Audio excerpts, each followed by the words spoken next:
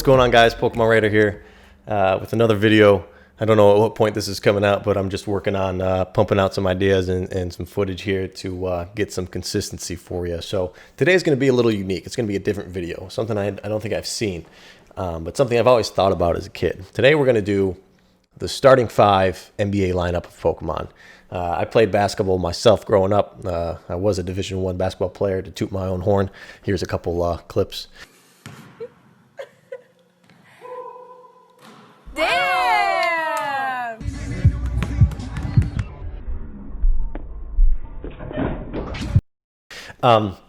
So we're going to go through Generation 1 here today, possibly Gen 2 later on to do a nice little matchup, and maybe some other sports later on. So let me know what you guys think of this video. If you have any thoughts on the idea, or if you have your own lineups that you think can compete with mine.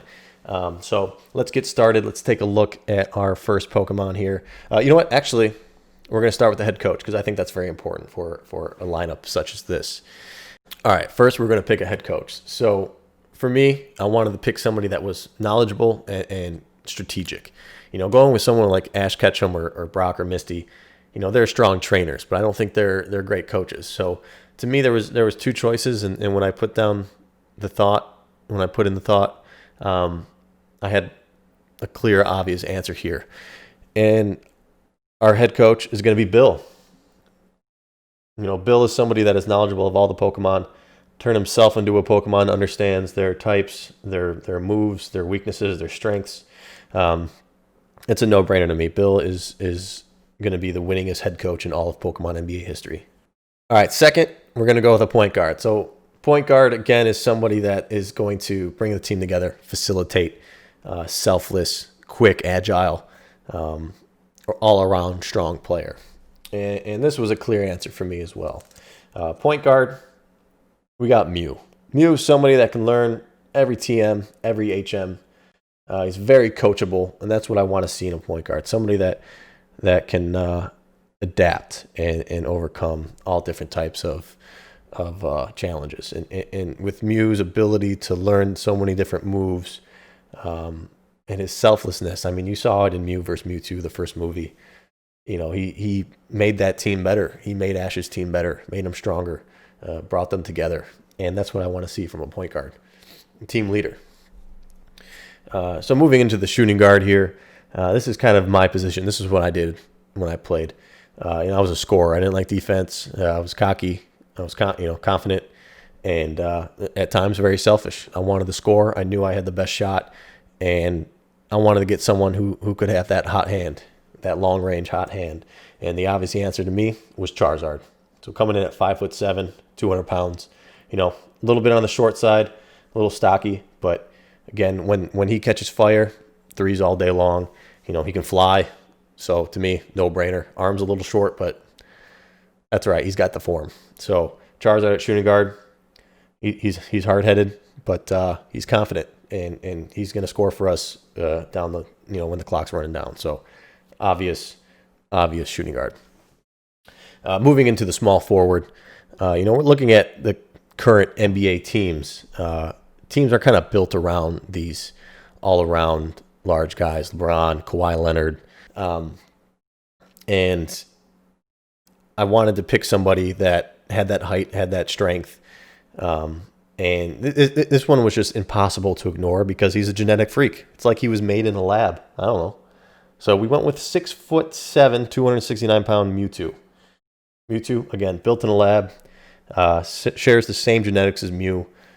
He was built to perform, and it's just a no-brainer. Sure, it's going to be hard to manage his ego, but with Bill's knowledge and experience, I think he'll handle Mewtwo just fine. Moving into the big guys. Now, I'm more of a traditional early 2000s basketball guy. You got Shaq, Dwight Howard, these dominant forces down low. So that's what I wanted to see out of my big men. Today's NBA is all about shooting and small and quick, which is great. But I wanted to get my big men in there to dominate. And we had to go with the mailman, 7'3", 463 pounds, Dragonite. We all saw the episode. He was delivering mail. He was delivering the messages for Mewtwo. Dragonite facilitator, super high IQ. The best selection at power forward, I think. So much capability. Again, he's very coachable as well. Not as coachable as Mew, but he can learn a lot of different moves. And he's going to help the team perform. He's actually going to be my team captain. Dragonite is a very strong player here for us. Moving into the center position, I wanted somebody that was a real force, someone that was unstoppable. And although this guy can't really perform for too long, and he gets a little tired here and there, he's going to grab every rebound. He's going to box out. No one can move this guy. Snorlax, 6'11", 1,014 pounds. Just a force. Somebody that's going to do the dirty work. Again, pick up the rebounds, pass it back out to Charizard, knock down some threes. It's going to be a key aspect to my team here. And although we're going to have to manage his minutes quite well, he'll be a powerful team player. I wanted to add in a 6-man as well.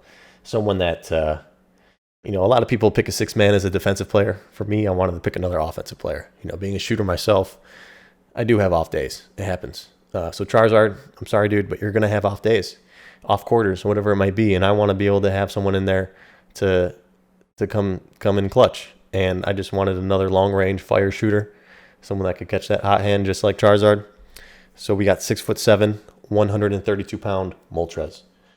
Tall, lanky, a little bit on the lighter side, but Moltres, man, he'll catch fire. He'll hit threes all day long, and he'll pick up everything that Charizard leaves on the table. So I think this is a great starting five, great coach, solid 6-man. If you have anybody that you think can compete with this team, or even just positionally, if you think there's improvements, let me know.